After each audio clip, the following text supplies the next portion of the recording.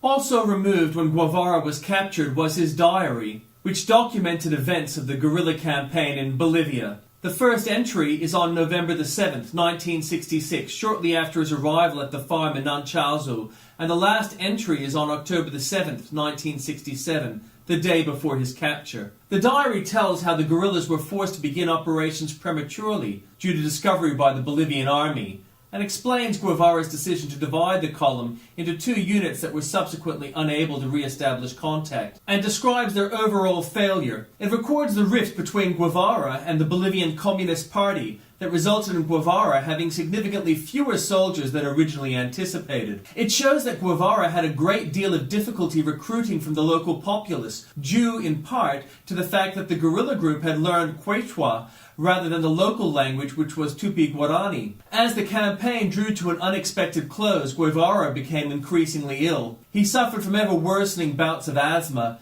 and most of his last offensives were carried out in an attempt to obtain medicine. The Bolivian diary was quickly and crudely translated by Ramparts magazine and circulated around the world. There are at least 4 additional diaries in existence, those of Israel Rey Zayas, alias Braulio, Harry Villegas Tamayo, Pombo, Alizier Reyes Rodriguez, Rolando, and Dario Alacon Ramirez, Benino, each of which reveals additional aspects of the events in question. To some he is known as a hero, but to others as spokesman of a failing ideology and a ruthless executioner without normal legal process, of many accused both from his own side and from the opposing side. While pictures of Guevara's dead body were being circulated and the circumstances of his death debated, his legend began to spread. Demonstrations and protests against his execution occurred throughout the world, and articles, tributes, songs, and poems were written about his life and death. In Argentina, graphic novelist Hector Osterheld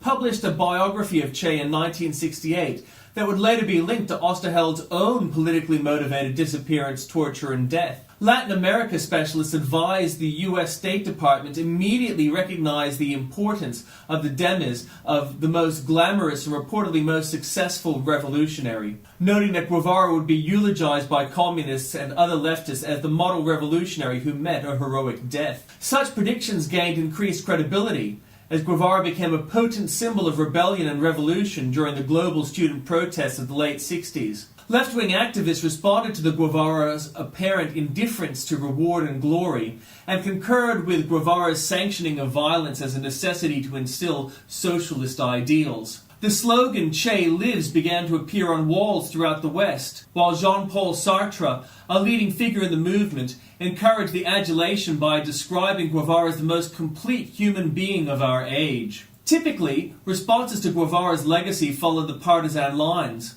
The U.S. State Department was advised that his death would come as a relief to non-leftist Latin Americans who had feared possible insurgencies in their own countries. Subsequent analysts have also shed light on aspects of cruelty in Guevara's methods and analyzed what Fidel Castro described as Guevara's excessively aggressive quality. Studies addressing problematic characteristics of Guevara's life have cited his principal role in setting up Cuba's post-revolutionary labor camps, his unsympathetic treatment of captured fighters during various guerrilla campaigns, and his frequent humiliations of those deemed his intellectual inferiors. Though much opposition to Guevara's methods has come from the political right, critical evaluation has also come from groups such as anarchists, Trotskyists, and civil libertarians, who consider Guevara an authoritarian, anti-working class Stalinist whose legacy was the creation of a more bureaucratic authoritarian regime. Detractors have also theorized that in much of Latin America, Che-inspired revolutions had the practical result of reinforcing brutal militarism for many years.